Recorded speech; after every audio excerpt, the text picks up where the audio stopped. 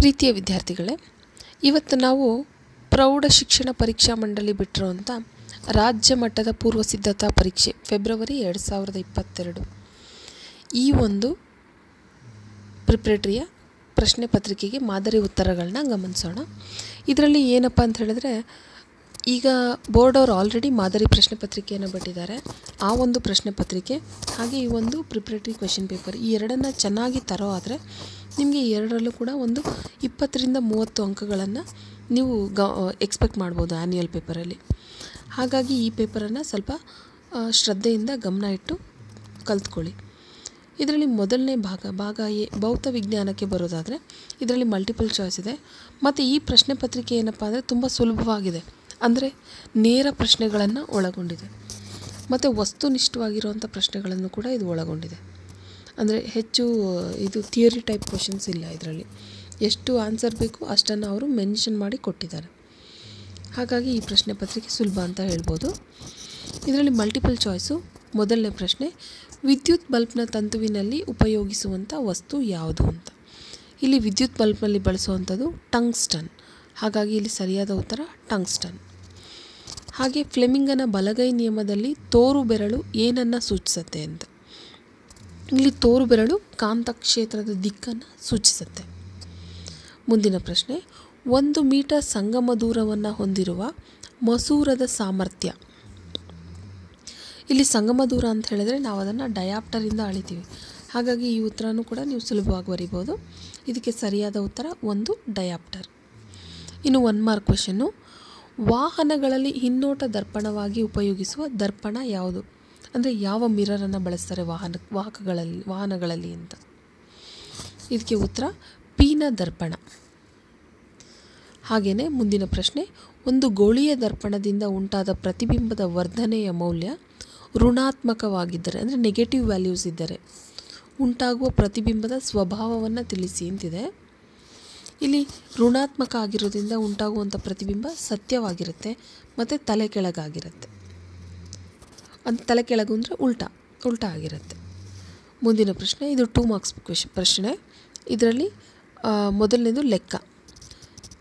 500 watts ಅಂದರೆ 500 W ದರದ refrigerator ದಿನಕ್ಕೆ 8 ಗಂಟೆಗಳ ಕಾಲ ಬಳಕೆಯಾಗುತ್ತೆ. 1 ಕಿಲೋವ್ಯಾಟ್ಗೆ Rs. 5 30 ದಿನಗಳವರೆಗೆ ಕಾರ್ಯನಿರ್ವಹಿಸುವ ಶಕ್ತಿಯ ಮೌಲ್ಯ ಏನು ಅಂತ ಕೇಳಿದ್ದಾರೆ. ಇಲ್ಲಿ ಮೊದಲನೇದಾಗಿ ನಾವು ರೆಫ್ರಿಜರೇಟರ್ ಎಷ್ಟು ಬಳಸುತ್ತೆ ಅನ್ನೋದು ಕಂಡುಹಿಡಿಬೇಕು ಅಂತ ಹೇಳಿದ್ರೆ, ಇವಾಗ ಎಷ್ಟು ವ್ಯಾಟ್ಸ್ ನಾವು ಬಳಸುತ್ತೆ? 500 ವ್ಯಾಟು. ಎಷ್ಟು ಗಂಟೆಗಳ ಕಾಲ? 8 ಗಂಟೆ. ಸೊ 500 × 8, ಹಾಗೆ ಇದನ್ನು 30 ದಿನಕ್ಕೆ ಕಂಡುಹಿಡಿಬೇಕು. ಇಂಟು 30ನ ಮಾಡಿದ್ರೆ ನಾವು ಇದನ್ನು ಗುಣಿಸಿದ್ರೆ 8 5 40, 4 3 12. ಸೊ 000ಗಳನ್ನ ಸೇರಿಸಿದ್ರೆ ನಮಗೆ 1,20,000 ವ್ಯಾಟ್ ಸಿಕ್ಕತ್ತೆ. ಇದನ್ನು ನಾವು ಕಿಲೋ ವ್ಯಾಟ್ಸಿಗೆ ಕನ್ವರ್ಟ್ ಮಾಡೋದಾದರೆ ಇದನ್ನು ನಾವೇನು ಮಾಡ್ತೀವಿ, 1000ದಿಂದ ಡಿವೈಡ್ ಮಾಡಿದ್ರೆ, 1000ದಿಂದ ಭಾಗಿಸಿದ್ರೆ ನಮಗೇನಾಗುತ್ತೆ, 30 30 ಕ್ಯಾನ್ಸಲ್ ಆಗುತ್ತೆ, 120 ಬರುತ್ತೆ. So 120 kilo watts.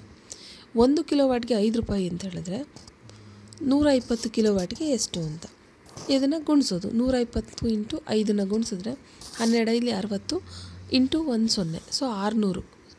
ಹಾಗಾಗಿ ಇಲ್ಲಿ ಶಕ್ತಿಯ ಇದು ₹600 ಆಗುತ್ತೆ.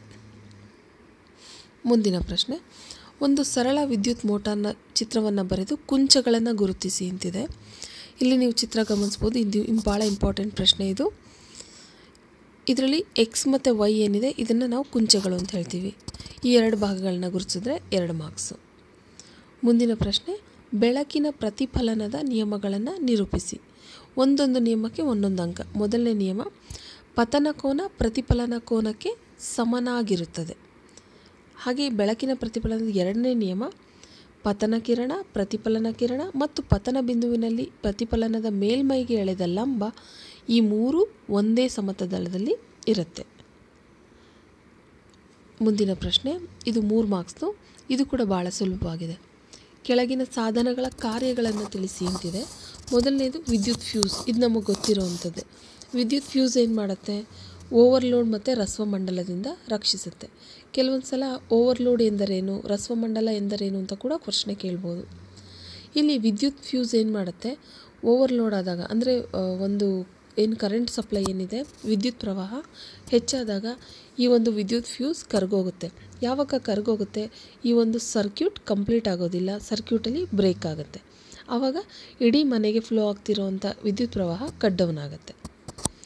Next galvanometer. ಇದು ವಿದ್ಯುತ್ ಪ್ರವಾಹವನ್ನು ಅಳೆಯೋದಕ್ಕೆ ಬಳಸುವಂಥ ಸಾಧನ. ಇದು ವಿದ್ಯುತ್ ಪ್ರವಾಹವನ್ನು ಅಳೆಯುತ್ತೆ. ಮತ್ತು ವಿದ್ಯುತ್ ಜನಕ, ಇದು ಯಾಂತ್ರಿಕ ಶಕ್ತಿಯನ್ನು ವಿದ್ಯುತ್ ಶಕ್ತಿಯನ್ನಾಗಿ ಕನ್ವರ್ಟ್ ಮಾಡುತ್ತೆ. ಹಾಗೆ ವಿದ್ಯುತ್ ಮೋಟಾರ್ ಇದೆ, ಇದು ಉಲ್ಟಾ ಕೆಲಸ ಮಾಡುತ್ತೆ, ಅಂದರೆ ವಿದ್ಯುತ್ ಶಕ್ತಿಯನ್ನು ಯಾಂತ್ರಿಕ ಶಕ್ತಿಯನ್ನಾಗಿ ಪರಿವರ್ತಿಸುತ್ತೆ. ಇದರಲ್ಲಿ ಅಥವಾ ಪ್ರಶ್ನೆ ಇದೆ. ಅದರಲ್ಲಿ ಒಂದನೇದು, ಕಾಂತೀಯ ಬಲರೇಖೆಗಳ ಗುಣಗಳನ್ನು ಪಟ್ಟಿ ಮಾಡಿ. ಕಾಂತೀಯ ಬಲರೇಖೆಗಳು ಉತ್ತರ ಧ್ರುವದಲ್ಲಿ ಉತ್ಸರ್ಜಿತವಾಗಿ ದಕ್ಷಿಣ ಧ್ರುವದಲ್ಲಿ ವಿಲೀನಗೊಳ್ಳುತ್ತೆ. ಅಂದರೆ ಉತ್ತರದಲ್ಲಿ ಹುಟ್ಟುತ್ತೆ, ದಕ್ಷಿಣದಲ್ಲಿ ಮತ್ತೆ ಸೇರಿಕೊಳ್ಳುತ್ತೆ. ಕಾಂತದ ಒಳಭಾಗದಲ್ಲಿ ಕಾಂತದ ದಕ್ಷಿಣ ಧ್ರುವದಿಂದ ಉತ್ತರ ಧ್ರುವದೆಡೆಗೆ ಕಾಂತೀಯ ಬಲರೇಖೆಗಳು ಇರುತ್ತೆ. ಮತ್ತು ಇವು ಆವೃತ ಜಾಲಗಳಾಗಿವೆ. ಮತ್ತು ಇನ್ನೊಂದು ವಿಶೇಷ ಅಂದರೆ ಇವು ಒಂದಕ್ಕೊಂದು ಛೇದಿಸೋದಿಲ್ಲ. ಇವಿಷ್ಟು ಕಾಂತೀಯ ಬಲರೇಖೆಗಳ ಗುಣಲಕ್ಷಣಗಳು. ಇದರಲ್ಲಿ ಬಿ ಪಾರ್ಟ್ ಇದೆ. ಸೊಲೆನಾಯ್ಡ್ ಎಂದರೇನು? ಅವಾಹಕ ಹೊದಿಕೆ ಇರುವ ತಾಮ್ರದ ತಂತಿಯ ಅನೇಕ ಸುರುಳಿಗಳನ್ನು ಒತ್ತೊತ್ತಾಗಿ ಸುತ್ತಿರುವ ಸಿಲಿಂಡರ್ ಆಕಾರವನ್ನು ನಾವು ಸೊಲೆನಾಯ್ಡ್ ಅಂತ ಕರಿತೀವಿ. ಮುಂದಿನ ಪ್ರಶ್ನೆ, ಇದು ಚಿತ್ರ. ಪಿನ ಮಸೂರದ ಮುಂದೆ F1 ಮತ್ತು 2F1ಗಳ ನಡುವೆ ವಸ್ತುವನ್ನು ಇರಿಸಿದಾಗ ಪ್ರತಿಬಿಂಬದ ರಚನೆಯ ರೇಖಾಚಿತ್ರವನ್ನು ಬರೆಯಿರಿ.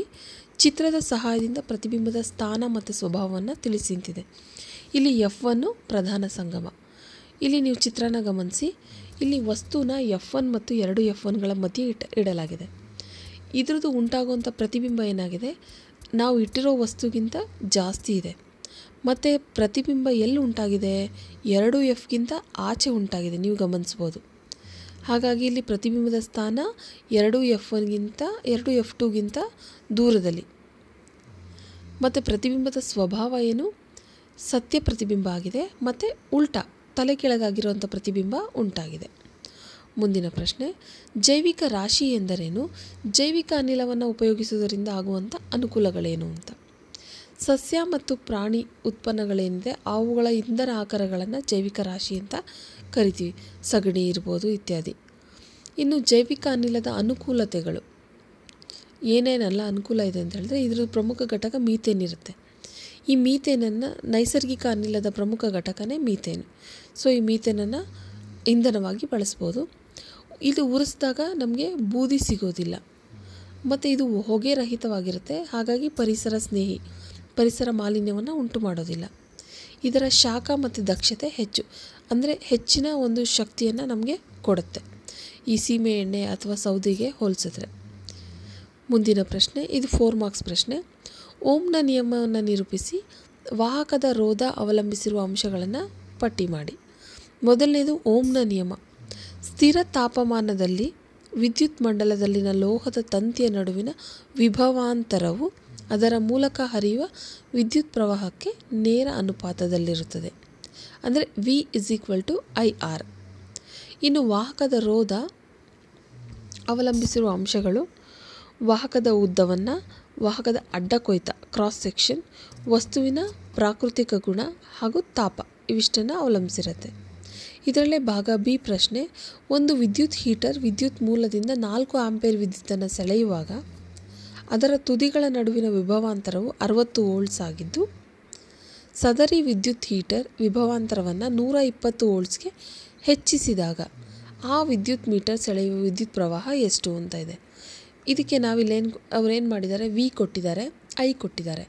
ಫಸ್ಟ್ ನಾವಿವಾಗ ಆರ್ನ ಕಂಡುಹಿಡಿಬೇಕು, ಎಷ್ಟು ರೆಸಿಸ್ಟೆನ್ಸ್ ಇದೆ ಅಂತ. ಸೊ V=IRನ ನಾವು ಆರ್ ಕಂಡುಹಿಡಿಯೋದ್ರಿಂದ ಅದನ್ನು ಬೇರೆ ರೂಪದಲ್ಲಿ ಬರಿಬೋದು. ಆರ್ನ ಈ ಕಡೆಗೆ ಇಟ್ಕೊಂಡು ಐನ ರೈಟ್ ಸೈಡಿಗೆ ಕಳಿಸಿದಾಗ V/I ಆಗುತ್ತೆ. V 60, ಐ ಅಂದರೆ 4. 4ರಿಂದ ನಾವು 60ನ್ನು ಭಾಗಿಸಿದಾಗ ನಮಗೆ 15 ಸಿಗುತ್ತೆ.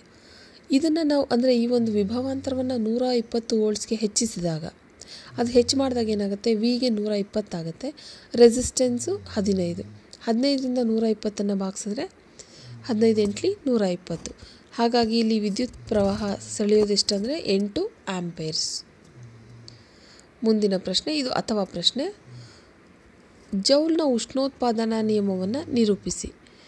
ಇಲ್ಲಿ ಒಂದು ರೋಧಕದಲ್ಲಿ ಉತ್ಪತ್ತಿಯಾಗುವ ಉಷ್ಣ ಮೊದಲನೇದಾಗಿ ಕೊಟ್ಟಿರುವ ರೋಧದಲ್ಲಿ ಪ್ರವಹಿಸುತ್ತಿರುವ ವಿದ್ಯುತ್ ಪ್ರವಾಹದ ವರ್ಗಕ್ಕೆ ನೇರ ಅನುಪಾತದಲ್ಲಿರುತ್ತದೆ, ಅಂದರೆ I². ಅದೇ ಥರ ಕೊಟ್ಟಿರುವ ವಿದ್ಯುತ್ ಪ್ರವಾಹಕ್ಕೆ ರೋಧವು ನೇರ ಅನುಪಾತದಲ್ಲಿರುತ್ತದೆ, ರೋಧ ಅಂದರೆ R. ಅದೇ ಥರ ರೋಧಕಗಳ ಮೂಲಕ ಹರಿಯುವ ವಿದ್ಯುತ್ ಪ್ರವಾಹದ ಕಾಲಕ್ಕೆ ನೇರ ಅನುಪಾತದಲ್ಲಿರುತ್ತದೆ, ಕಾಲ ಅಂದರೆ T. ಹಾಗಾಗಿ H = I²RT. ಮತ್ತು ಇದರಲ್ಲಿ ಇನ್ನೊಂದು ಭಾಗ ಲೆಕ್ಕ ಇದೆ, ಬಿ ಪಾರ್ಟು. 220 ವೋಲ್ಟ್ಸ್ ಜನರೇಟರ್ಗೆ ಒಂದು ವಿದ್ಯುತ್ ಬಲ್ಬನ್ನು ಸಂಪರ್ಕಿಸಲಾಗಿದೆ. ಆ ಬಲ್ಬ್ನಲ್ಲಿ 2 ಆಂಪಿಯರ್ ವಿದ್ಯುತ್ ಪ್ರವಾಹ ಪ್ರವಹಿಸುತ್ತದೆ. ಆ ಬಲ್ಬ್ನ ಸಾಮರ್ಥ್ಯ ಮತ್ತು ರೋಧವನ್ನು ಕಂಡುಹಿಡಿಯಿರಿ. ಇಲ್ಲಿ ವಿದ್ಯುತ್ ಪ್ರವಾಹ ಕೊಟ್ಟಿದ್ದಾರೆ 2 ಆಂಪಿಯರ್ಸು. ವಿಭವಾಂತರ ಅಂದರೆ ಬಲ್ಬ್ನ ಸಾಮರ್ಥ್ಯ ಕಂಡುಹಿಡಿಬೇಕು ಅಂತ ಹೇಳಿದ್ರೆ ನಮಗೆ ವಿಭವಾಂತರ ಬೇಕು. ಆಲ್ರೆಡಿ ಅದನ್ನು ಕೊಟ್ಟಿದ್ದಾರೆ 220 ವೋಲ್ಟ್ಸ್. ಈಗ ಇಲ್ಲಿ ಬಲ್ಬ್ನ ಸಾಮರ್ಥ್ಯ ಕಂಡುಹಿಡಿಬೇಕು ಅಂದರೆ P = VI. ಈಗ V ಆಲ್ರೆಡಿ ಕೊಟ್ಟಿರೋದ್ರಿಂದ 220 × 2 ಆಗುತ್ತೆ. 2 ಗುಣಿಸಿದಾಗ ನಮಗೆ 440 ವ್ಯಾಟ್ಸ್ ಆಗುತ್ತೆ. ಇನ್ನು ಬಲ್ಬ್ನ ರೋಧ ನಾವು ಕಂಡುಹಿಡಿಬೇಕು ಅಂದರೆ R = V/I. V 220, I 2. So 220ನ್ನು 2ರಿಂದ ಭಾಗಿಸಿದಾಗ ನಮಗೆ 110 ಓಮ್ಸ್ ಸಿಕ್ಕತ್ತೆ. ಹಾಗಾಗಿ ಇಲ್ಲಿ ರೆಸಿಸ್ಟೆನ್ಸು 110 ಓಮ್ಸ್. ಮುಂದಿನ ಪ್ರಶ್ನೆ, 32 ಸೆಂಟಿಮೀಟರ್ ವಕ್ರತಾ ತ್ರಿಜ್ಯವನ್ನು ಹೊಂದಿರುವ ಪಿನ ದರ್ಪಣದ ಸಂಗಮ ದೂರವನ್ನು ಕಂಡುಹಿಡಿಯಿರಿ. ಸಂಗಮ ದೂರ ಕಂಡುಹಿಡಿಯೋ ಸೂತ್ರ R = 2F. ಇಲ್ಲಿ ನಾವು Fನ ಕಂಡುಹಿಡಿಬೇಕು. ಹಾಗಾಗಿ R/2ನ ಇಟ್ಕೊಳ್ಳೋಣ, ಅಂದರೆ ರೈಟ್ ಸೈಡಿಗೆ ಕಳಿಸಿದಾಗ 32 R ಕೊಟ್ಟಿದ್ದಾರೆ, 32 / 2, 2 16 32. ಹಾಗಾಗಿ ಇಲ್ಲಿ ಸಂಗಮ ದೂರ 16 ಸೆಂಟಿಮೀಟರ್. ಇದರಲ್ಲಿ ಇನ್ನೊಂದು ಪ್ರಶ್ನೆ ಇದೆ. 4 ಸೆಂಟಿಮೀಟರ್ ಎತ್ತರವಿರುವ ವಸ್ತುವನ್ನು 15 ಸೆಂಟಿಮೀಟರ್ ಸಂಗಮ ದೂರವನ್ನು ಹೊಂದಿರುವಂಥ ನಿಮ್ನ ದರ್ಪಣದ ಮುಂದೆ 25 ಸೆಂಟಿಮೀಟರ್ ದೂರದಲ್ಲಿ ಇರಿಸಿದೆ. ಸ್ಪಷ್ಟ ಪ್ರತಿಬಿಂಬವನ್ನು ಪಡೆಯಲು ಪರದೆಯನ್ನು ದರ್ಪಣದಿಂದ ಎಷ್ಟು ದೂರದಲ್ಲಿ ಇರಿಸಬೇಕು? ಉಂಟಾದ ಪ್ರತಿಬಿಂಬದ ಸ್ವಭಾವವನ್ನು ತಿಳಿಸಿ. ಇದು ಸ್ವಲ್ಪ ದೊಡ್ಡ ಲೆಕ್ಕ ಇರುತ್ತೆ. ಈ ಥರ ಲೆಕ್ಕ ಕೇಳ್ತಾರೆ ಎಕ್ಸಾಮಲ್ಲಿ. ಒಂದು ಈ ಥರ ಲೆಕ್ಕ ಇದ್ದೇ ಇರುತ್ತೆ. ಹಾಗಾಗಿ ಸ್ವಲ್ಪ ಈ ಥರ ಲೆಕ್ಕನ ಪ್ರಾಕ್ಟೀಸ್ ಮಾಡೋದು ಒಳ್ಳೆಯದು. ಇಲ್ಲಿ ವಸ್ತುವಿನ ಗಾತ್ರ ಕೊಟ್ಟಿದ್ದಾರೆ, H = 4 ಸೆಂಟಿಮೀಟರ್. ಹಾಗೆ ವಸ್ತುವಿನ ದೂರ -25 ಸೆಂಟಿಮೀಟರ್. ಇದು ದೂರ ಇರೋದ್ರಿಂದ ಮೈನಸಲ್ಲಿ ತೋರಿಸ್ತೀವಿ ನಾವು ಇದನ್ನು. ಹಾಗೆ ಸಂಗಮ ದೂರ ಕೂಡ F = 15 ಸೆಂಟಿಮೀಟರ್ ಕೊಟ್ಟಿದ್ದಾರೆ, ಅದು -15. ಈಗ ಪ್ರತಿಬಿಂಬದ ದೂರವನ್ನು ಕಂಡುಹಿಡಿಬೇಕು, V ಕಂಡುಹಿಡಿಬೇಕು. ಹಾಗೆ ಪ್ರತಿಬಿಂಬದ ಗಾತ್ರವನ್ನು ಕೂಡ ಕಂಡುಹಿಡಿಬೇಕು. ಅಂದರೆ ಇಲ್ಲಿ ವಸ್ತುವಿನ ಗಾತ್ರ ಇದೆ, ಪ್ರತಿಬಿಂಬದ ಗಾತ್ರವನ್ನು ಕಂಡುಹಿಡಿಬೇಕು. ಈಗ ಇದಕ್ಕೆ ಕಂಡುಹಿಡಿಯೋ ಸೂತ್ರ 1/V + 1/U = 1/F. ಇಲ್ಲಿ ನಮಗೆ F ಮತ್ತು U ಕೊಟ್ಟಿದ್ದಾರೆ. ಹಾಗಾಗಿ 1/Vನ ಈ ಕಡೆಗೆ ಇಟ್ಕೊಂಡು 1/Uನ ಈ ರೈಟ್ ಸೈಡಿಗೆ ಕಳಿಸಿದ್ರೆ 1/F - 1/U ಆಗುತ್ತೆ. ಈಗ ವ್ಯಾಲ್ಯೂಸ್ನ ಸಬ್ಸ್ಟಿಟ್ಯೂಟ್ ಮಾಡಿದ್ರೆ 1/-115 -1/-25 ಆಗುತ್ತೆ. ಮೈನಸ್ ಇಂಟು ಮೈನಸ್ ಪ್ಲಸ್ ಆಗೋದ್ರಿಂದ 1/-15 -* +1/25. ಈಗ 15ಕ್ಕೂ 25ಕ್ಕೂ ಸಹ LCMನ ಕಂಡುಹಿಡಿದ್ರೆ 75 ಸಿಕ್ಕತ್ತೆ. 15ರ ಮೇಲೆ ಒಂದಿದೆ, ಸೊ 15 5 75. ಹಾಗಾಗಿ 5 1 5. 25 3 75, 3 1 3. ಹಾಗಾಗಿ -5 + 3 ಬರುತ್ತೆ. Simple mathematical operations.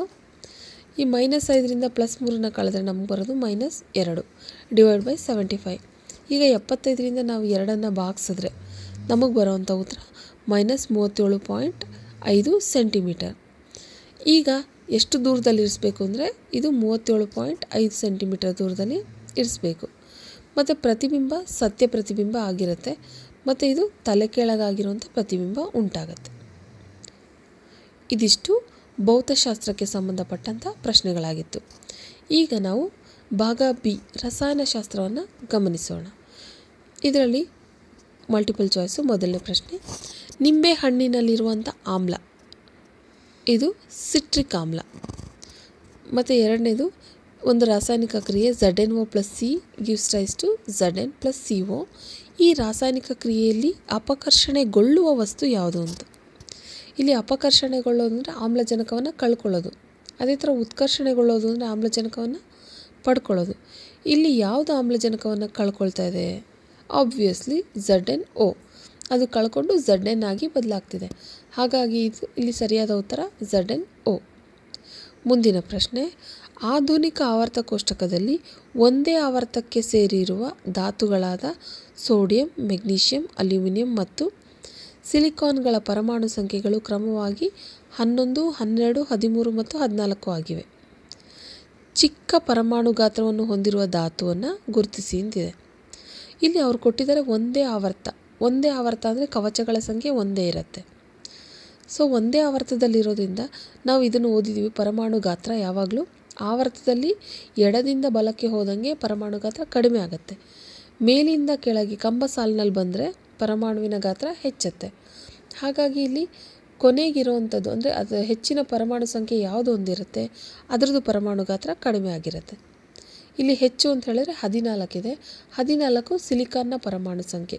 ಹಾಗಾಗಿ ಇಲ್ಲಿ ಸರಿಯಾದ ಉತ್ತರ ಸಿಲಿಕಾನ್. ಮುಂದಿನ ಪ್ರಶ್ನೆ 1 ಮಾರ್ಕ್ ಕ್ವೆಶ್ಚನ್. ಕೆಟನೀಕರಣ ಎಂದರೇನು? ಇದು ಕಾರ್ಬನ್ದು ಒಂದು ವಿಶಿಷ್ಟ ಗುಣ. ಕಾರ್ಬನ್ ತನ್ನ ಪರಮಾಣುಗಳೊಂದಿಗೆ ಕೋವಲೆಂಟ್ ಬಂಧಗಳನ್ನು ಏರ್ಪಡಿಸಿಕೊಂಡು ಉದ್ದ ಸರಪಳಿಯ ರಚನೆಗಳನ್ನು ಉಂಟು ಮಾಡುತ್ತೆ. ಇದನ್ನೇ ಕೆಟನೀಕರಣ ಅಂತ ಕರಿತೀವಿ. ಮುಂದಿನ ಪ್ರಶ್ನೆ, ಬಹಿರುಷ್ಣಕ ರಾಸಾಯನಿಕ ಕ್ರಿಯೆಗಳು ಎಂದರೇನು? ಯಾವ ರಾಸಾಯನಿಕ ಕ್ರಿಯೆಗಳಲ್ಲಿ ಉಷ್ಣ ಬಿಡುಗಡೆಯಾಗುತ್ತೋ ಅದನ್ನು ನಾವು ಬಹಿರುಷ್ಣಕ ಕ್ರಿಯೆಗಳು ಅಂತ ಕರಿತೀವಿ. ಮುಂದಿನ ಪ್ರಶ್ನೆ, ಅಲ್ಯೂಮಿನಿಯಂ ಆಕ್ಸೈಡನ್ನು ಉಭಯವರ್ತಿ ಆಕ್ಸೈಡ್ಗಳು ಅಂತ ಕರಿತೀವಿ. ಯಾಕೆ? ಇಲ್ಲಿ ಉಭಯವರ್ತಿ ಆಕ್ಸೈಡ್ಗಳು ಎಂದರೇನು ಅಂತ ಕೊಟ್ಟು ಉದಾಹರಣೆ ಕೇಳೋರು, ಆದರೆ ಇಲ್ಲಿ ಉದಾಹರಣೆ ಕೊಟ್ಟು ಡೆಫಿನಿಷನ್ ಕೇಳ್ತಾ ಇದ್ದಾರೆ. ಅಂದರೆ ನೀವು ಯಾಕೆ ಅದನ್ನು ಉಭಯವರ್ತಿ ಆಕ್ಸೈಡ್ ಅಂತಾರೆ ಅಂದರೆ, ಆಮ್ಲ ಮತ್ತು ಪ್ರತ್ಯಾಮ್ಲ ಎರಡರ ಜೊತೆಗೂ ಅಲ್ಯೂಮಿನಿಯಂ ಆಕ್ಸೈಡ್ ವರ್ತಿಸಿ ನೀರು ಮತ್ತು ಲವಣವನ್ನು ಉಂಟು ಮಾಡುತ್ತೆ. ಈ ಉಭಯಧರ್ಮಿ ಅಥವಾ ಉಭಯವರ್ತಿ ಆಕ್ಸೈಡ್ಗಳಲ್ಲಿ ಅಲ್ಯೂಮಿನಿಯಂ ಆಕ್ಸೈಡ್ ಒಂದೇ ಅಲ್ಲ, ಇದ್ರ ಜೊತೆಗೆ ಸತುವಿನ ಆಕ್ಸೈಡ್ ಕೂಡ ಇದೆ. ಅದು ಕೂಡ ಉಭಯವರ್ತಿ ಆಕ್ಸೈಡ್. ನೆನಪಿರ್ಬೇಕು ಎರಡೂ. ಮುಂದಿನ ಪ್ರಶ್ನೆ 2 ಮಾರ್ಕ್ಸ್ ಕ್ವೆಶ್ಚನ್ನು. ಚೆಲುವೆ ಪುಡಿ ಮತ್ತು ಅಡುಗೆ ಸೋಡಾಗಳ ಯಾವುದಾದ್ರೂ 2 ಉಪಯೋಗಗಳನ್ನು ಪಟ್ಟಿ ಮಾಡಿ ಅಂತಿದೆ. ಚೆಲುವೆ ಪುಡಿ ಉಪಯೋಗಗಳು ಒಂದೇನೆಂದರೆ, ಇದು ಬ್ಲೀಚಿಂಗ್ ಪೌಡರ್ ಅಂತಾರೆ ಚೆಲುವೆ ಪುಡಿಗೆ. ಹಾಗಾಗಿ ಇದು ಕಲರ್ನ ಬ್ಲೀಚ್ ಮಾಡುತ್ತೆ, ಕಲರ್ನ ಬಿಳಿ ಮಾಡುತ್ತೆ. ಸೊ ಬಟ್ಟೆ ಕಾರ್ಖಾನೆಗಳಲ್ಲಿ ಹತ್ತಿ ಮತ್ತು ನಾರುಗಳಿಗೆ ಬಿಳುಪು ನೀಡೋದಕ್ಕೆ ಬಳಸ್ತಾರೆ.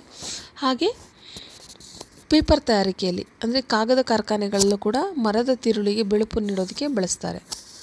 ಮತ್ತು ಕುಡಿಯುವ ನೀರು ಅಂದರೆ ಈ ಕಾರ್ಪೊರೇಷನ್ ವಾಟ್ರು, ಕಾವೇರಿ ನೀರು ಅಂತ ಏನು ಹೇಳ್ತೀವಿ, ಈ ನೀರುಗಳಲ್ಲಿರುವಂಥ ಕ್ರಿಮಿಗಳನ್ನ ನಾಶಪಡಿಸೋದಕ್ಕೆ ಸೋಂಕು ನಾಶಕವಾಗಿ ಬಳಸ್ತಾರೆ. ಹಾಗೆ ಉತ್ಕರ್ಷಣಕಾರಿಯಾಗಿ ಕೂಡ ಕೆಲವೊಂದು ರಾಸಾಯನಿಕ ಕಾರ್ಖಾನೆಗಳಲ್ಲಿ ಬಳಸ್ತಾರೆ. ಇನ್ನು ಅಡುಗೆ ಸೋಡಾದ ಉಪಯೋಗಗಳು. ಅಡುಗೆ ಸೋಡಾದ ಉಪಯೋಗ ಸೋಡಿಯಂ ಹೈಡ್ರೋಜನ್ ಕಾರ್ಬೋನೇಟ್, ಅಂದರೆ ಇದು ಅಡುಗೆ ಸೋಡಾದ ಹೆಸರು. ಸೋಡಿಯಂ ಹೈಡ್ರೋಜನ್ ಕಾರ್ಬೋನೇಟ್ ಅಂದರೆ NaHCO3. ಈ NaHCO3 ಮತ್ತು ಟಾರ್ಟಾರಿಕ್ ಆಮ್ಲದ ಮಿಶ್ರಣ ಮಾಡಿ ಬೇಕಿಂಗ್ ಪೌಡರ್ನ ತಯಾರು ಮಾಡ್ತಾರೆ. ಇದು ಮತ್ತು ಇನ್ನೊಂದು ಜಠರದ ಹೆಚ್ಚುವರಿ ಆಮ್ಲವನ್ನು ತಟಸ್ಥಗೊಳಿಸಿ ಅಂದರೆ ನ್ಯೂಟ್ರಲೈಸ್ ಮಾಡುತ್ತೆ. ಹಾಗಾಗಿ ಇದನ್ನು ಆಮ್ಲಶಾಮಕವಾಗಿ ಕೂಡ ಬಳಸ್ತಾರೆ. ಮತ್ತು ಬೆಂಕಿ ಆರಿಸುವ ಸೋಡಾ ಆಸಿಡ್ ಉಪಕರಣಗಳಲ್ಲಿ ಕೂಡ ಬಳಸ್ತಾರೆ. ಇದರಲ್ಲಿ ಇನ್ನೊಂದು ಅಥವಾ ಪ್ರಶ್ನೆ ಇದೆ. ಮಾನವರಲ್ಲಿ ಹಲ್ಲಿನ ಸವೆತ ಹೇಗೆ ಉಂಟಾಗುತ್ತದೆ? ಹಲ್ಲಿನ ಸವೆತವನ್ನು ಹೇಗೆ ತಡೆಗಟ್ಟಬಹುದು? ಬಾಯಿಯ pH ಮೌಲ್ಯ 5.5ಕ್ಕಿಂತ ಕಡಿಮೆ ಆದಾಗ ನಮ್ಮ ಬಾಯಿಯಲ್ಲಿರುವಂಥ ಹಲ್ಲಲ್ಲಿರುವಂಥ ಎನಾಮೆಲ್ ಅಂದರೆ ಬಿಳಿ ಭಾಗ ಅದು ಸವೆತಕ್ಕೊಳಗಾಗುತ್ತೆ. ಇದನ್ನೇ ಹಲ್ಲಿನ ಸವೆತ ಅಂತ ಕರೆಯೋದು. ಇದಕ್ಕೆ ಇನ್ನೊಂದು ಹೆಸರಿದೆ ದಂತಕ್ಷಯನ ಅಂತ, ಟೂತ್ ಡಿಕೆ. ಇದನ್ನು ಹೇಗೆ ತಡೆಗಟ್ಟಬಹುದು ಅಂದರೆ, ಪ್ರತ್ಯಾಮ್ಲೀಯ ಗುಣ ಹೊಂದಿರುವಂಥ ಟೂತ್ ಪೇಸ್ಟನ್ನು ಬಳಸಿ ಹಲ್ಲಿನ ಸವೆತವನ್ನು ತಡೆಗಟ್ಟಬಹುದು. ಮುಂದಿನ ಪ್ರಶ್ನೆ, ಲೋಹಗಳ ಯಾವುದಾದರೂ 4 ಭೌತ ಗುಣಲಕ್ಷಣಗಳನ್ನು ಬರೆಯಿರಿ. ಲೋಹಗಳು ಸಾಮಾನ್ಯವಾಗಿ ಕಠಿಣ ಆಗಿರುತ್ತೆ, ಇವು ಹೊಳೆಯುತ್ತವೆ ಮತ್ತು ಕುಟ್ಯತೆ ಮತ್ತು ತನ್ಯತೆ ಗುಣಗಳನ್ನ ಹೊಂದಿರುತ್ತವೆ. ಲೋಹಗಳು ಉಷ್ಣ ಮತ್ತು ವಿದ್ಯುತ್ತಿನ ಉತ್ತಮ ವಾಹಕಗಳು. ಮತ್ತು ಲೋಹಗಳು ಅತಿ ಹೆಚ್ಚಿನ ಕರಗುವ ಮತ್ತು ಕುದಿಯುವ ಬಿಂದುವನ್ನು ಹೊಂದಿರುತ್ತೆ. ಇದ್ರ ಜೊತೆಗೆ ಲೋಹಗಳು ಹೆಚ್ಚಿನ ಶಾಬ್ದನ ಗುಣವನ್ನು ಹೊಂದಿರುತ್ತೆ. ಇದರಲ್ಲೊಂದು ಅಥವಾ ಕ್ವೆಶ್ಚನ್ ಇದೆ. ಅಯೋನಿಕ್ ಸಂಯುಕ್ತಗಳ ಯಾವುದಾದರೂ 4 ಸಾಮಾನ್ಯ ಗುಣಗಳನ್ನು ಪಟ್ಟಿ ಮಾಡಿ. ಅಯೋನಿಕ್ ಸಂಯುಕ್ತ ಅಂದರೆ ನೀವು ಅಡುಗೆ ಉಪ್ಪನ್ನು ಜ್ಞಾಪಿಸ್ಕೊಂಡ್ರೆ ಇದರಲ್ಲಿ 1-2 ಪಾಯಿಂಟ್ಸ್ನ ಬರಿಬೋದು. ಅಡುಗೆ ಉಪ್ಪು ಕೂಡ ಅಯೋನಿಕ್ನ ಸಂಯುಕ್ತ. ಅಡುಗೆ ಉಪ್ಪು ನೀರಿನಲ್ಲಿ ವಿಲೀನ ಆಗುತ್ತೆ. ಸೊ ಅಯಾನಿಕ್ ಸಂಯುಕ್ತಗಳು ಸಾಮಾನ್ಯವಾಗಿ ನೀರಿನಲ್ಲಿ ಕರಗುತ್ತೆ. ಮತ್ತು ಇವು ಘನ ವಸ್ತುಗಳಾಗಿರ್ತವೆ ಮತ್ತು ಒತ್ತಡ ಹಾಕಿದಾಗ ಪುಡಿ ಪುಡಿ ಆಗುತ್ತೆ. ಇವುಗಳು ಹೆಚ್ಚಿನ ಕರಗುವ ಬಿಂದು ಮತ್ತು ಕುದಿಯುವ ಬಿಂದುವನ್ನು ಹೊಂದಿರುತ್ತೆ.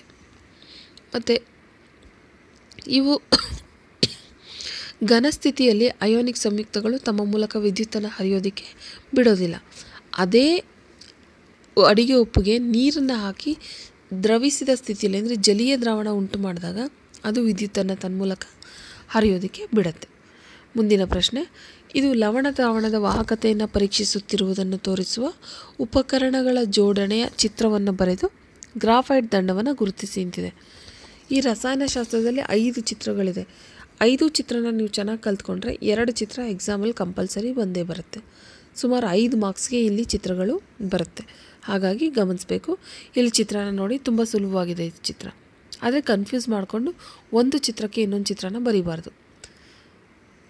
ಮುಂದಿನ ಪ್ರಶ್ನೆ 3 ಮಾರ್ಕ್ಸ್ಗೆ. ಇಲ್ಲಿ ಕೆಳಗಿನ ರಾಸಾಯನಿಕ ಕ್ರಿಯೆಗಳಿಗೆ ಸರಿದೂಗಿಸಿದ ಸಮೀಕರಣವನ್ನು ಬರೆಯಿರಿ ಅಂತಿದೆ. ಮೊದಲನೇದು ಕಬ್ಬಿಣದ ಸಲ್ಫೇಟ್. ಇದು ಸರಿಯಾಗಿ ಬರೆಯೋಕ್ಕಾಗಿಲ್ಲ ಅಂತ ಹೇಳಿದ್ರೆ ಅಟ್ಲೀಸ್ಟ್ ಸ್ವಲ್ಪ ಇಮ್ಯಾಜಿನ್ ಆದರೂ ಮಾಡ್ಕೊಂಡು ಬರಬೇಕು. ಕಬ್ಬಿಣ ಅಂದರೆ Fe, ಸಲ್ಫೇಟ್ ಅಂದರೆ SO4. ಸೊ ಕಬ್ಬಿಣದ ಸಲ್ಫೇಟ್ ಅಂದರೆ FeSO4. ಅದೇ ಥರ ಕಬ್ಬಿಣದ ಆಕ್ಸೈಡ್ ಅಂದರೆ O ಬರಬೇಕು. ಸೊ Fe2O3 ಬರುತ್ತೆ. ಹಾಗೆ ಸಲ್ಫರ್ ಡೈಆಕ್ಸೈಡ್. ಸಲ್ಫರ್ ಆಕ್ಸೈಡ್ ಏನಂದರೆ SO, ಇಲ್ಲಿ ಡೈ ಅಂತಿರೋದ್ರಿಂದ 2 SO2. ಟ್ರೈ ಅಂದರೆ 3, ಹಾಗಾಗಿ SO3. ಇಲ್ಲಿ FeSO4 ಪಕ್ಕ 2 ಹಾಕಿದ್ರೆ ಈ ಒಂದು ಸಮೀಕರಣ ಬ್ಯಾಲೆನ್ಸ್ ಆಗಿರುತ್ತೆ. ಹಾಗೆ ಬಿ ಭಾಗ ಸೋಡಿಯಂ ಸಲ್ಫೇಟ್. ಸೋಡಿಯಂ ಅಂದರೆ Na2SO4 ಜೊತೆಗೆ ಬೇರಿಯಂ ಕ್ಲೋರೈಡ್ BaCl2. ಈ ಎರಡು ವರ್ತಿಸ್ಬಿಟ್ಟು ಬೇರಿಯಂ ಸಲ್ಫೇಟ್ ಆಗ್ತಿದೆ, ಜೊತೆಗೆ NaCl ಆಗ್ತಿದೆ. ಹಾಗೆಯೇ ತಾಮ್ರ ಮತ್ತು ಆಕ್ಸಿಜನ್. ತಾಮ್ರ ಅಂದರೆ Cu, ಆಕ್ಸಿಜನ್ ಅಂದರೆ O2. ಎರಡು ಸೇರಿ ನಮಗೆ CuO ಉಂಟಾಗ್ತಿದೆ. ಇಲ್ಲಿ 2 ಹಾಕಿ ನಾವು ರಾಸಾಯನಿಕ ಕ್ರಿಯೆಯನ್ನು ಸರಿದೂಗಿಸ್ಬೋದು. ಇದರಲ್ಲಿ ಅಥವಾ ಪ್ರಶ್ನೆ ಇದೆ ಇನ್ನೊಂದು. ಹೈಡ್ರೋಜನ್ ಅನಿಲ ಕ್ಲೋರಿನ್ ಅನಿಲದೊಂದಿಗೆ ರಾಸಾಯನಿಕವಾಗಿ ವರ್ತಿಸಿ ಹೈಡ್ರೋಜನ್ ಕ್ಲೋರೈಡ್ ಉಂಟಾಗುತ್ತೆ. ಹೈಡ್ರೋಜನ್ ಅಂದರೆ H2, ಕ್ಲೋರಿನ್ ಅಂದರೆ Cl2. ಎರಡು ಸೇರಿ ಹೈಡ್ರೋಜನ್ ಕ್ಲೋರೈಡ್ HCl ಬಿಡುಗಡೆ ಆಗ್ತಿದೆ. ನೀವು ರಿಯಾಕ್ಷನನ್ನು ಗಮನಿಸ್ಬೋದು. ಅದೇ ಥರ ಪೊಟ್ಯಾಷಿಯಂ ಲೋಹ ನೀರಿನೊಂದಿಗೆ ವರ್ತಿಸಿದಾಗ, ಪೊಟ್ಯಾಷಿಯಂ ಅಂದರೆ K, ನೀರು ಅಂದರೆ H2O. K ಪ್ಲಸ್ H2O ಸೇರಿ ಏನಾಗುತ್ತೆ, potassium hydroxide. So KOH plus hydrogen H2 ಬಿಡುಗಡೆ ಆಗುತ್ತೆ. ಮುಂದಿನ ಪ್ರಶ್ನೆ, ಸಾರರಿಕ್ತ ಸಲ್ಫ್ಯೂರಿಕ್ ಆಮ್ಲದೊಂದಿಗೆ ಸತುವಿನ ಚೂರುಗಳ ವರ್ತನೆ ಮತ್ತು ಉರಿಸುವಿಕೆಯ ಮೂಲಕ ಹೈಡ್ರೋಜನ್ ಅನಿಲದ ಪರೀಕ್ಷೆಯನ್ನು ತೋರಿಸುವ ಉಪಕರಣಗಳ ಜೋಡಣೆಯ ಚಿತ್ರವನ್ನು ಬರೆಯಿರಿ ಮತ್ತು ಈ ಕೆಳಗಿನ ಭಾಗಗಳನ್ನು ಗುರುತಿಸಿ. ಇದು ಕೂಡ ಭಾಳ ಸುಲಭವಾಗಿರೋ ಡಯಾಗ್ರಾಮು. ಇದು ಮತ್ತು ಇದು ಹಬೆಯ ವರ್ತನೆ, ಲೋಹಗಳ ಮೇಲೆ ಹಬೆಯ ವರ್ತನೆ, ಎರಡರಲ್ಲಿ ಒಂದು ಚಿತ್ರ ಎಕ್ಸಾಮಲ್ಲಿ ಇದ್ದೇ ಇರುತ್ತೆ. ಇದು ಚಿತ್ರವನ್ನು ಕಲ್ತ್ಕೊಳ್ಳಿ ಚೆನ್ನಾಗಿ. ಮೆಂಡಲ್ ಇವರ ಆವರ್ತಕ ನಿಯಮವನ್ನು ನಿರೂಪಿಸಿ ಅಂತಿದೆ. ಮತ್ತು ಆವರ್ತಕ ಕೋಷ್ಟಕದ ಯಾವುದಾದ್ರೂ 2 ಮಿತಿಗಳನ್ನು ಬರೆಯಿರಿ ಅಂತಿದೆ. ಇಲ್ಲಿ ಮೆಂಡಲ್ ಇವರ ಆವರ್ತಕ ನಿಯಮ ಏನು ಹೇಳುತ್ತೆ ಅಂದರೆ, ಧಾತುಗಳ ಗುಣಗಳು ಅವುಗಳ ಪರಮಾಣು ರಾಶಿಯ ಆವರ್ತನೀಯ ಪುನರಾವರ್ತನೆಗಳು. ಮತ್ತು ಇದ್ರ ಮಿತಿಗಳೇನಪ್ಪ ಅಂತ ಹೇಳಿದ್ರೆ, ಕೋಷ್ಟಕದಲ್ಲಿ ಅಂದರೆ ಈ ಒಂದು ಮೆಂಡಲ್ ಇವರ ಕೋಷ್ಟಕದಲ್ಲಿ ಹೈಡ್ರೋಜನ್ಗೆ ಯಾವುದೇ ಒಂದು ಸ್ಥಿರವಾದ ಸ್ಥಾನವನ್ನು ಕೊಡೋದಕ್ಕೆ ಸಾಧ್ಯ ಆಗಲಿಲ್ಲ. ಮತ್ತು ಎಲ್ಲ ಧಾತುಗಳ ಸಮಸ್ಥಾನಿಗಳು ಮೆಂಡಲ್ ಇವರ ಆವರ್ತಕ ನಿಯಮಕ್ಕೆ ಸವಾಲಾಯಿತು. ಯಾಕೆಂದರೆ ಸಮಸ್ಥಾನಿಗಳು ವಿಭಿನ್ನ ಪರಮಾಣು ರಾಶಿಯನ್ನು ಹೊಂದಿರುತ್ತೆ. ಇವರು ಪರಮಾಣು ರಾಶಿಯನ್ನು ಆಧಾರ ಇಟ್ಕೊಂಡು ಈ ಒಂದು ವರ್ಗೀಕರಣವನ್ನು ಮಾಡ್ತಾರೆ. ಹಾಗಾಗಿ ಒಂದೇ ಧಾತು 2-3 ಪರಮಾಣು ರಾಶಿಯನ್ನು ಹೊಂದಿದ್ದಾಗ ಅಲ್ಲಿ ಏನಾಗ್ತಿತ್ತು, ಇವ್ರಿಗೆ ಅದಕ್ಕೆ ಸರಿಯಾದ ಸ್ಥಳವನ್ನು ಕೊಡೋದಕ್ಕೆ ಸಾಧ್ಯ ಆಗಲಿಲ್ಲ. ಮತ್ತು ಒಂದು ಧಾತುವಿನಿಂದ ಇನ್ನೊಂದು ಧಾತುವಿಗೆ ಈ ಒಂದು ಪರಮಾಣು ರಾಶಿ ನಿಯತವಾಗಿ ಏರಿಕೆಯ ಕ್ರಮದಲ್ಲಿ ಕಂಡುಬರೋದಿಲ್ಲ. ಮತ್ತು ಒಂದು ಧಾತುವಿನ ಮಧ್ಯದಲ್ಲಿ ಇನ್ನೊಂದು ಧಾತುವಿನ ಮಧ್ಯದಲ್ಲಿ ಎಷ್ಟು ಧಾತುಗಳನ್ನು ಆವಿಷ್ಕರಿಸಬಹುದು ಅಂತ ಕೂಡ ಊಹಿಸೋದಕ್ಕೆ ಸಾಧ್ಯ ಆಗಲಿಲ್ಲ. ಇದಿಷ್ಟು ಮೆಂಡಲ್ ಇವರ ವರ್ಗೀಕರಣದ ಮಿತಿಗಳು. ಮುಂದಿನ ಪ್ರಶ್ನೆ, ಕೆಳಗಿನ ಸಂಯುಕ್ತಗಳ ಅಣುಸೂತ್ರ ಮತ್ತು ರಚನಾ ವಿನ್ಯಾಸಗಳನ್ನು ಬರೆಯಿರಿ ಅಂತಿದೆ. ಇದು 2 ಅಷ್ಟೇ ಅಲ್ಲ, ಜೊತೆಗೆ ಎಲೆಕ್ಟ್ರಾನ್ ಚುಕ್ಕಿ ಸೂತ್ರ ಬರೆಯಿರಿ ಅಂತ ಕೂಡ ಕ್ವಶನ್ ಕೇಳ್ಬೋದು. ಸೊ ಇದೆಲ್ಲದಕ್ಕೂ ರೆಡಿ ಆಗಿರಿ. ಇಲ್ಲಿ ಮೊದಲನೇದು ಈಥೀನ್ C2H4. ಈಥೀನ್ ಆಲ್ಕೀನ್ ಆಗಿರೋದ್ರಿಂದ ಇಲ್ಲಿ C ಮತ್ತು Cಗೆ ಡಬಲ್ ಬಾಂಡ್ ಇರುತ್ತೆ. So C double bond C ಮತ್ತು 4 H. ಇನ್ನು ಮೀಥೇನ್, ಇದು ಸರಳ ಹೈಡ್ರೋಕಾರ್ಬನ್ CH4. ಮತ್ತು ಬೆನ್ಝೀನ್, ಇದು ರಿಂಗ್ ಸ್ಟ್ರಕ್ಚರ್ ಇರೋವಂಥ ಸದಸ್ಯ. ಬೆನ್ಝೀನ್ದು ಅಣುಸೂತ್ರ C6H6. ಇಲ್ಲಿ ಆಲ್ಟರ್ನೇಟಿವ್ ಆಗಿ ಡಬಲ್ ಬಾಂಡ್ಸ್ ಬರಬೇಕು. ಒಂದು ಸಿಂಗಲ್ ಬಾಂಡು, ಒಂದು ಡಬಲ್ ಬಾಂಡು, C ಮತ್ತು C ಮಧ್ಯೆ. ಇದೊಂಚೂರು ನೋಡಿ ಹಾಕಬೇಕು. Next propanol. ನಾಲ್ ಆಗಿರೋದ್ರಿಂದ ಇದು ಆಲ್ಕೋಹಾಲ್ ಗುಂಪಿಗೆ ಸೇರುತ್ತೆ. ಇಲ್ಲಿ ಪ್ರೋಪೇನ್ ಬಂದು C3H8. ಇಲ್ಲಿ ಒಂದು ಹೆಚ್ಚು OH ಇಂದ ರಿಪ್ಲೇಸ್ ಆಗುತ್ತೆ. ಹಾಗಾಗಿ ಇದು ಅಂದರೆ ಈ ಒಂದು ರಚನಾ ಸೂತ್ರ ಸುಲಭವಾಗಿ ಬರಿಬೋದು. 3C 1 OH, ಇನ್ನು ಮಿಕ್ಕಿರೋದೆಲ್ಲ Hಗಳು. ಇದಿಷ್ಟು ಅಣುಸೂತ್ರ ಮತ್ತು ರಚನಾ ಸೂತ್ರಗಳು. ಇಲ್ಲಿವರೆಗೂ ನಾವು ನೋಡಿದ್ದು ರಸಾಯನಶಾಸ್ತ್ರದ ಪ್ರಮುಖ ಪ್ರಶ್ನೋತ್ತರಗಳು. ಇನ್ನು ನಾವು ಜೀವಶಾಸ್ತ್ರದ ಪ್ರಶ್ನೋತ್ತರಗಳನ್ನ ಗಮನಿಸಿದ್ರೆ ಇದರಲ್ಲೂ ಮೊದಲನೇ ಮೇಘ ಮಲ್ಟಿಪಲ್ ಚಾಯ್ಸು. ಮೊದಲನೇ ಪ್ರಶ್ನೆ ಇದೆ, ಸಸ್ಯಗಳಲ್ಲಿ ಹಣ್ಣು ಮತ್ತು ಬೀಜಗಳ ಉತ್ತಮ ಬೆಳವಣಿಗೆಗೆ ಕಾರಣವಾಗುವ ಹಾರ್ಮೋನು. ಇದು ಸೈಟೋಕೈನಿನ್. ಇದ್ರ ಜೊತೆಗೆ ಸೈಟೋಕೈನಿನ್ ಕೋಶ ವಿಭಜನೆಯನ್ನು ಕೂಡ ಸಹಾಯ ಮಾಡುತ್ತೆ.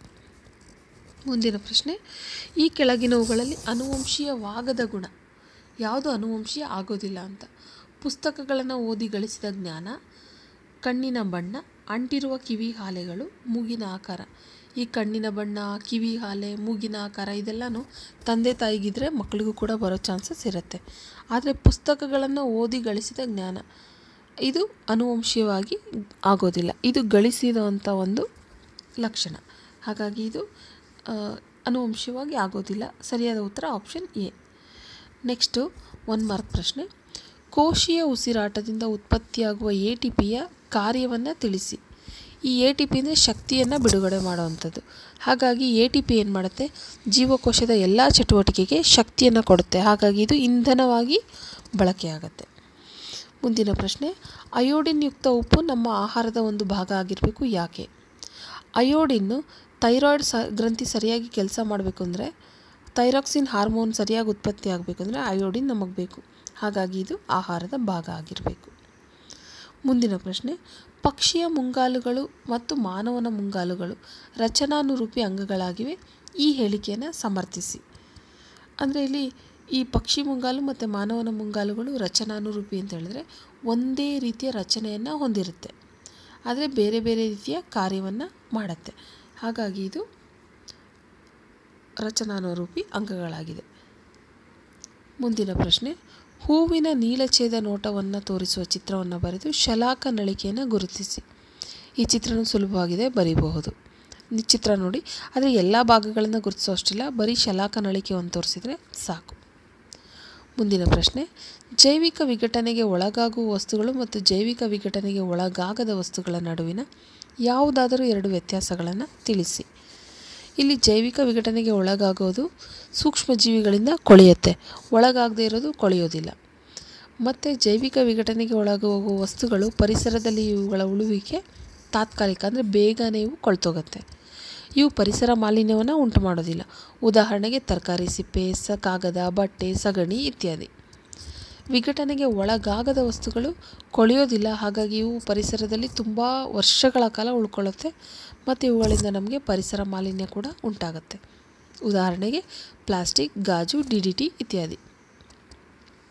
ಮುಂದಿನ ಪ್ರಶ್ನೆ, ಇದು 3 ಮಾರ್ಕ್ಸ್ದು. ಮಾನವರಲ್ಲಿ ತಂದೆಯಿಂದ ಮಗುವಿನ ಲಿಂಗ ನಿರ್ಧರಣೆಯಾಗುತ್ತದೆ. ಈ ಹೇಳಿಕೆಯನ್ನು ವೈಜ್ಞಾನಿಕವಾಗಿ ವಿವರಿಸಿ. ಇಲ್ಲಿ ತಂದೆ ಮತ್ತು ತಾಯಿಯಿಂದ ಬರುವಂಥ ಕ್ರೋಮೋಸೋಮ್ಗಳು ಮುಖ್ಯ. ತಂದೆಯಿಂದ ಒಂದು X ಮತ್ತು ಒಂದು Y ಕ್ರೋಮೋಸೋಮ್ ಬಂದರೆ ತಾಯಿಯಿಂದ 2 X ಕ್ರೋಮೋಸೋಮ್ ಬರುತ್ತೆ. ಹಾಗಾಗಿ ತಂದೆಯಿಂದ X ವರ್ಣತಂತುವನ್ನು ಏನಾದ್ರು ಮಗು ಪಡೀತಂದರೆ ಅದು ಹುಡುಗಿ ಆಗಿರುತ್ತೆ. ಅಂದರೆ ತಾಯಿಯಿಂದ X ಆಲ್ರೆಡಿ ಬಂದಿರುತ್ತೆ, ತಂದೆಯಿಂದ X ಬಂದರೆ XX ಸೇರಿ ಹುಡುಗಿ ಆಗುತ್ತೆ. ಅದೇ ಅಕಸ್ಮಾತ್ Y ವರ್ಣತಂತು ಏನಾದ್ರು ಬಂತು ಅಂತ ಹೇಳಿದ್ರೆ ತಾಯಿಯಿಂದ ಒಂದು X ಬಂದಿರುತ್ತೆ, XY ಅಂದರೆ ಅದು ಗಂಡು ಮಗು ಆಗಿರುತ್ತೆ, ಹಾಗಾಗಿ ಅದು ಹುಡುಗ ಆಗುತ್ತೆ. ಆದರೆ ಹುಡುಗಿ ಮತ್ತು ಹುಡುಗ ಇಬ್ಬರೂ ಕೂಡ ತಾಯಿಯಿಂದ X ವರ್ಣತಂತುವನ್ನು ಮಾತ್ರ ಪಡೆಯೋದ್ರಿಂದ ತಂದೆಯಿಂದನೇ ಮಗುವಿನ ಲಿಂಗ ನಿರ್ಧಾರ ಆಗುವಂಥದ್ದು. ಅಥವಾ ಈ ಪ್ರಶ್ನೆ ಬಿಟ್ಟರೆ ಇನ್ನೊಂದು ಪ್ರಶ್ನೆ ಇದೆ, ಕೆಂಪು ಹೂವುಗಳನ್ನು ಅಂದರೆ RR ಉತ್ಪತ್ತಿ ಮಾಡುವ ಬಟಾಣಿ ಸಸ್ಯವನ್ನು ಬಿಳಿ ಹೂಗಳನ್ನು ಉತ್ಪತ್ತಿ ಮಾಡುವ ಬಟಾಣಿ ಸಸ್ಯಗಳೊಂದಿಗೆ ಸಂಕರಗೊಳಿಸಲಾಗಿದೆ. ಇದರ F1 ಪೀಳಿಗೆಯಲ್ಲಿ ಪಡೆಯುವ ಸಸ್ಯಗಳ ವಿಧವನ್ನು ತಿಳಿಸಿ. F2 ಪೀಳಿಗೆಯ ಫಲಿತಾಂಶವನ್ನು ಚೆಕ್ಕರ್ ಬೋರ್ಡ್ ಸಹಾಯದಿಂದ ವ್ಯಕ್ತಪಡಿಸಿ ಮತ್ತು ದೊರೆತ ಸಸ್ಯಗಳ ಅನುಪಾತವನ್ನು ಬರೆಯಿರಿ. ಇಲ್ಲಿ ಕೆಂಪು ಹೂವು ಅಂತ ಹೇಳಿದ್ರೆ ಪೇರೆಂಟಲ್ ಜನರೇಷನ್ ಅಂದರೆ ಪೋಷಕರು R. ಇದು ಗ್ಯಾಮಿಟ್ ಫಾರ್ಮ್ ಆದಾಗ ಒಂದು R ಆಗುತ್ತೆ, R. ಅದೇ ಥರ ಸ್ಮಾಲ್ ಆರಲ್ಲಿ ಗ್ಯಾಮಿಟ್ ಫಾರ್ಮ್ ಆದಾಗ ಸ್ಮಾಲ್ r ಆಗುತ್ತೆ. ಹಾಗಾಗಿ ಇಲ್ಲಿ ಮೊದಲನೇ ಜನ್ರೇಷನಲ್ಲಿ ಇವೆರಡು ಫ್ಯೂಷನ್ ಆದಾಗ ಒಂದು ಕ್ಯಾಪಿಟಲ್ ಒಂದು ಸ್ಮಾಲ್ r ಆಗುತ್ತೆ. ಆದರೆ ಇದು ನೋಡೋದಕ್ಕೆ ಕೆಂಪು ಹೂಗಳನ್ನೇ ಉತ್ಪತ್ತಿ ಮಾಡುತ್ತೆ. ಬಿಳಿಯ ಬಣ್ಣ ದುರ್ಬಲ ಜೀನ್ನ ಥರ ಹಾಗೆ ಉಳ್ಕೊಳ್ಳುತ್ತೆ. ಇನ್ನು ಈ F1 ಜನ್ರೇಷನಲ್ಲಿ ಬಂದಂಥ ಗಿಡಗಳನ್ನು ನಾವು ಸಂಕರಣಗೊಳಿಸಿದಾಗ F2 ಪೀಳಿಗೆಯಲ್ಲಿ ಏನಾಗುತ್ತೆ, 3 ಕೆಂಪು ಹೂಗಳನ್ನು ಉತ್ಪತ್ತಿ ಮಾಡೋ ಸಸ್ಯಗಳು ಉಂಟಾಗುತ್ತೆ, 1 ಬಿಳಿ ಹೂವನ್ನು ಉತ್ಪತ್ತಿ ಮಾಡುವಂಥ ಬಟಾಣಿ ಸಸ್ಯ ಉಂಟಾಗುತ್ತೆ. ಹಾಗಾಗಿ ಇಲ್ಲಿ ರೇಷ್ಯೋ 3:1. ಇದು ಫಿನೋಟೈಪಿಕ್ ರೇಷ್ಯೋ. ಅದೇ ಥರ ಜೀನೋಟೈಪ್ ರೇಷ್ಯೋ ಇದೆ. ಇದು ಒಂದು ಫುಲ್ ಪ್ಯೂರ್ ರೆಡ್, ಒಂದು ಫುಲ್ ಪ್ಯೂರ್ ವೈಟು. ಇನ್ನು ಎರಡೇನಿದೆ ಅದು ಅಂದರೆ ರೆಡ್ಡಾಗಿ ಅಪಿಯರ್ ಆಗುತ್ತೆ, ಆದರೆ ಅದರೊಳಗಡೆ ದುರ್ಬಲವಾಗಿ ವೈಟ್ ಜೂನ್ಸ್ ಕೂಡ ಇರುತ್ತೆ. ಹಾಗಾಗಿ ಜೀನೋಟಿಪಿಕ್ ರೇಷ್ಯೋ 1:2:1. ಇದೊಂಚೂರು ಗಮನಿಸಿ. ಮುಂದಿನ ಪ್ರಶ್ನೆ, ಓಝೋನ್ ಪದರವು ಹೇಗೆ ಉಂಟಾಗುತ್ತೆ ಮತ್ತು ಈ ಪದರದ ಶಿಥಿಲವಾಗುವಿಕೆಗೆ ಕಾರಣ ಏನು?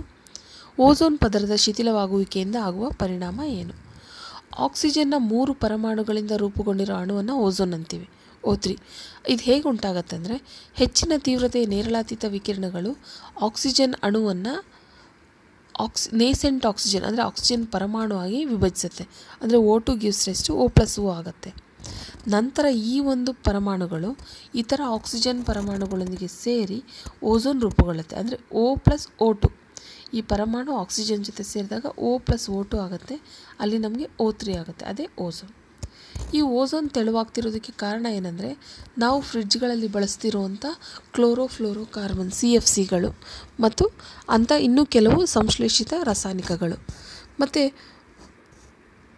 ಇದು ಹೇಗೆ ಶಿಥಿಲಗೊಳ್ಳೋದ್ರಿಂದ ನಮಗೇನೇನೆಲ್ಲ ತೊಂದರೆಗಳಾಗ್ತಾ ಇದೆ ಅಂತ. ಓಝೋನ್ ಪದರ ಸೂರ್ಯನಿಂದ ಬರುವಂಥ ನೇರಳಾತೀತ ವಿಕಿರಣದಿಂದ ಭೂಮಿಯನ್ನು ರಕ್ಷಣೆ ಮಾಡ್ತಿತ್ತು. ಆದರೆ ಈಗ ಅದು ಅಂದರೆ ಈ ನಾಶ ಆದಾಗ ನಮಗೆ ರಕ್ಷಣೆ ಸಿಗೋದಿಲ್ಲ. ಮತ್ತು ನೇರಳಾತೀತ ವಿಕಿರಣಗಳು ಜೀವಿಗಳಿಗೆ ಹೆಚ್ಚು ಹಾನಿಕಾರಕವಾಗಿದೆ. ಮಾನವರಲ್ಲಿ ಚರ್ಮದ ಕ್ಯಾನ್ಸರ್ ಉಂಟು ಮಾಡುತ್ತೆ ಮತ್ತು ಇದರಿಂದ ಜಾಗತಿಕ ತಾಪಮಾನ ಕೂಡ ಹೆಚ್ಚಾಗುತ್ತೆ, ಅಂದರೆ ಗ್ಲೋಬಲ್ ವಾರ್ಮಿಂಗ್ ಹೆಚ್ಚುತ್ತೆ. ಮುಂದಿನ ಪ್ರಶ್ನೆ, ಜರಾಯು ಎಂದರೇನು ಮತ್ತು ಇದರ ಕಾರ್ಯಗಳನ್ನು ತಿಳಿಸಿ ಅಂತ. ಭ್ರೂಣವು ತಾಯಿಯ ರಕ್ತದ ಮೂಲಕ ಪೋಷಣೆಯನ್ನು ಪಡೆಯುವ ವಿಶೇಷ ಅಂಗಾಂಶಕ್ಕೆ ಜರಾಯು ಅಂತ ಕರಿತೀವಿ. ಇದ್ರದ್ದು ಕಾರ್ಯಗಳೇನೆಂದರೆ, ಜರಾಯು ತಾಯಿಯ ರಕ್ತದ ಮೂಲಕ ಭ್ರೂಣಕ್ಕೆ ಪೋಷಣೆಯನ್ನು ಒದಗಿಸುತ್ತೆ ಮತ್ತು ತಾಯಿಯಿಂದ ಭ್ರೂಣಕ್ಕೆ ಗ್ಲೂಕೋಸ್ ಮತ್ತು ಆಕ್ಸಿಜನ್ ಹಾದು ಹೋಗೋದಕ್ಕೆ ವಿಶಾಲ ಮೇಲ್ಮೈಯನ್ನು ಒದಗಿಸುತ್ತೆ. ಮತ್ತು ಅಷ್ಟೇ ಅಲ್ಲ, ಈ ಏನು ಭ್ರೂಣದಲ್ಲಿ ಉತ್ಪತ್ತಿ ಆಗುತ್ತಲ್ಲ ತ್ಯಾಜ್ಯ ಪದಾರ್ಥಗಳು, ಇವುಗಳನ್ನು ಕೂಡ ಜರಾಯು ಮೂಲಕ ತಾಯಿಯ ರಕ್ತಕ್ಕೆ ವರ್ಗಾಯಿಸಿ ಹೊರ ಹಾಕೋದಕ್ಕೆ ಸಹಾಯ ಮಾಡುತ್ತೆ. ಇದರಲ್ಲಿ ಅಥವಾ ಪ್ರಶ್ನೆ ಇದೆ, ನಿಷೇಚನ ಎಂದರೇನು? ನಿಷೇಚನದ ನಂತರ ಹೂಗಳಲ್ಲಿ ಜರುಗುವ ಬದಲಾವಣೆಗಳನ್ನು ತಿಳಿಸಿ. ಇಲ್ಲಿ ಗಂಡು ಮತ್ತು ಹೆಣ್ಣು ಲಿಂಗಾಣುಗಳ ಸಂಯೋಗಗೊಳ್ಳುವ ಪ್ರಕ್ರಿಯೆಗೆ ನಿಷೇಚನ ಅಂತ ಕರಿತೀವಿ. ಇದರಲ್ಲಿ ಏನು ಬದಲಾವಣೆ ಆಗುತ್ತೆ ಹೂಗಳಲ್ಲಿ ಇದರ ನಂತರ ಅಂದರೆ, ಅಂಡಾಣುವಿನ ಒಳಗೆ ಯುಗ್ಮಜ ಹಲವು ಬಾರಿ ವಿಭಜನೆ ಹೊಂದಿ ಭ್ರೂಣ ಉಂಟು ಮಾಡುತ್ತೆ. ಅಂದರೆ ಯುಗ್ಮಜದಿಂದ ಭ್ರೂಣ ಆಗುತ್ತೆ ಮತ್ತು ಅಂಡಾಣುವಿನ ಸುತ್ತ ಒರಟಾದ ಪದರ ಬೆಳೆದು ನಿಧಾನವಾಗಿ ಅದು ಬೀಜ ಆಗಿ ಪರಿವರ್ತನೆ ಆಗುತ್ತೆ. ಮತ್ತು ಅಂಡಾಶಯ ಕ್ಷಿಪ್ರವಾಗಿ ಬೆಳೆದು ಮಾಗಿ ಹಣ್ಣಾಗುತ್ತೆ. ಮತ್ತು ಈ ಪುಷ್ಪದಳ, ಪುಷ್ಪಪತ್ರ, ಕೇಸರ, ಶಲಾಕನಳಿಕೆ ಮತ್ತು ಶಲಾಕಾಗ್ರ ಇವೆಲ್ಲ ನಿಧಾನವಾಗಿ ಏನಾಗುತ್ತೆ, ಉದುರು ಹೋಗುತ್ತೆ, ಅಂದರೆ ಬಿದ್ದೋಗುತ್ತೆ. ಮುಂದಿನ ಪ್ರಶ್ನೆ, ಇದು 4 ಮಾರ್ಕ್ಸು. ಮಾನವನ ಮಿದುಳಿನ ರಚನೆಯನ್ನು ತೋರಿಸುವ ಚಿತ್ರವನ್ನು ಬರೆಯಿರಿ, ಕೆಳಗಿನ ಭಾಗಗಳನ್ನು ಗುರುತಿಸಿ. ಇದು ಮಾನವನ ಮಿದುಳಿನ ಚಿತ್ರ. ಇದರಲ್ಲಿ ಮಹಾಮಸ್ತಿಷ್ಕ ಮತ್ತು ಮಧ್ಯ ಮಿದುಳು ಮಾತ್ರ ಕೇಳಿದರೆ ಅದೆರಡನ್ನು ಗುರುತಿಸಿದ್ರೆ ಸಾಕಾಗತ್ತೆ. ಮುಂದಿನ ಪ್ರಶ್ನೆ, ಇದು 5 ಅಂಕದ ಪ್ರಶ್ನೆ. ದ್ಯುತಿ ಸಂಶ್ಲೇಷಣೆಯಲ್ಲಿ ಜರುಗುವ ಘಟನೆಗಳನ್ನು ತಿಳಿಸಿ. ದ್ಯುತಿ ಸಂಶ್ಲೇಷಣೆಯ ಉತ್ಪನ್ನಗಳು ಸಸ್ಯಗಳಲ್ಲಿ ಹೇಗೆ ಸ್ಥಾನಾಂತರಗೊಳ್ಳುತ್ತೆ? ಈ ಪ್ರಕ್ರಿಯೆಯಲ್ಲಿ ಉತ್ಪತ್ತಿಯಾಗುವ ತ್ಯಾಜ್ಯಗಳನ್ನು ತಿಳಿಸಿ. ಉತ್ತರ, ಇಲ್ಲಿ ದ್ಯುತಿ ಸಂಶ್ಲೇಷಣೆ ಕ್ರಿಯೆಯಲ್ಲಿ ಜರುಗುವ ಘಟನೆಗಳಂದರೆ, ಮೊದಲನೇದು ಕ್ಲೋರೋಫಿಲ್ ಅಂದರೆ ಪತ್ರಹರಿತ್ತು. ಪತ್ರಹರಿತ್ತಿನಿಂದ ಬೆಳಕಿನ ಶಕ್ತಿ ಹೀರಲ್ಪಡುತ್ತೆ, ಅಂದರೆ ಸೂರ್ಯನ ಶಕ್ತಿನ ಹೀರುತ್ತೆ ಎಲೆಗಳು. ನಂತರ ಬೆಳಕಿನ ಶಕ್ತಿ ಅಂದರೆ ಸೂರ್ಯನ ಶಕ್ತಿಯನ್ನು ರಾಸಾಯನಿಕ ಶಕ್ತಿಯಾಗಿ ಪರಿವರ್ತನೆ ಆಗುತ್ತೆ. 3ನೇ ಪಾಯಿಂಟು, ನೀರಿನ ಅಣುಗಳು ಹೈಡ್ರೋಜನ್ ಮತ್ತು ಆಕ್ಸಿಜನ್ ಆಗಿ ವಿಭಜನೆ ಹೊಂದುತ್ತೆ. ಆಮೇಲೆ ಈ ಕಾರ್ಬನ್ ಡೈಆಕ್ಸೈಡು ಕಾರ್ಬೋಹೈಡ್ರೇಟ್ ಆಗಿ ಪರಿವರ್ತಿಸಲ್ಪಡುತ್ತೆ. ಈಗ ಸ್ಥಾನಾಂತರಗೊಳ್ಳೋದು ಹೇಗೆ ಅಂತ ಹೇಳಿದ್ರೆ, ಫ್ಲೋಯಮ್ ಅಂಗಾಂಶದ ಮೂಲಕ, ಅಂದರೆ ಗ್ಸೈಲಮ್ ಮುಖಾಂತರ ನೀರು ಹರಿಯುತ್ತೆ. ಸಸ್ಯದ ದೇಹದಲ್ಲಿ ನೀರಿನ ಸಾಗಾಣಿಕೆ ಗ್ಸೈಲಮ್ ಮುಖಾಂತರ ನಡೆದರೆ, ಈ ಒಂದು ವಸ್ತು ಸ್ಥಾನಾಂತರಣ ಯಾವಾಗಲೂ ಫ್ಲೋಯಮ್ ಅಂಗಾಂಶದ ಮುಖಾಂತರ ನಡೆಯುತ್ತೆ. ಮತ್ತು ದ್ಯುತಿ ಸಂಶ್ಲೇಷಣೆಯಲ್ಲಿ ಉತ್ಪತ್ತಿಯಾಗುವ ತ್ಯಾಜ್ಯಗಳು ಯಾವುದಂದರೆ ಆಕ್ಸಿಜನ್ ಮತ್ತು ನೀರಾವಿ, ಈ ಎರಡೂ ಕೂಡ ಅಂದರೆ ಈ ಒಂದು ಉತ್ಪತ್ತಿಯಾಗುವಂಥ ತ್ಯಾಜ್ಯ ವಸ್ತುಗಳು. ಆದರೆ ಅದರಿಂದ ನಮಗೆ ಅಂದರೆ ಬೇರೆ ಬೇರೆ ಪ್ರಾಣಿಗಳಿಗೆ ಈ ತ್ಯಾಜ್ಯ ವಸ್ತುವಿಂದ ಉಪಯೋಗ ಇದೆ, ಆದರೆ ಸಸ್ಯಕ್ಕೆ ಆಕ್ಸಿಜನ್ ತ್ಯಾಜ್ಯ ವಸ್ತು ಆಗಿರುತ್ತೆ. ಇದಿಷ್ಟು ಸ್ಟೇಟ್ ಲೆವೆಲ್ ಪ್ರಿಪ್ರೇಟ್ರಿದು ಪ್ರಮುಖ ಪ್ರಶ್ನೋತ್ತರಗಳಾಗಿತ್ತು. ಇದು ಎಲ್ಲರಿಗೂ ಅರ್ಥ ಆಗಿದೆ ಅಂತ ಅಂದ್ಕೊಂಡಿದ್ದೀನಿ ನಾನು. ಮತ್ತು ಮುಂದಿನ ವಿಡಿಯೋದೊಂದಿಗೆ ನಿಮ್ಮ ಮುಂದೆ ಬರ್ತೀನಿ. ಅಲ್ಲಿವರೆಗೂ ಆಲ್ ದ ಬೆಸ್ಟ್. ಚೆನ್ನಾಗಿ ಓದ್ತಾ ಇರಿ. ಎಕ್ಸಾಮ್ಗೆ ಇನ್ನು ಕೆಲವೇ ದಿನಗಳಿದೆ, ಹಾಗಾಗಿ ಸ್ವಲ್ಪ ಶ್ರದ್ಧೆಯಿಂದ ಅಭ್ಯಾಸವನ್ನು ಮಾಡ್ತಾ ಹೋಗಿ. ಈ ವಿಡಿಯೋದ PDF ಲಿಂಕ್ನ ನಾನು ಡಿಸ್ಕ್ರಿಪ್ಷನಲ್ಲಿ ಹಾಕಿರ್ತೀನಿ, ನೋಡ್ಕೊಳ್ಳಿ, ಡೌನ್ಲೋಡ್ ಮಾಡ್ಕೊಳ್ಳಿ. Thank you.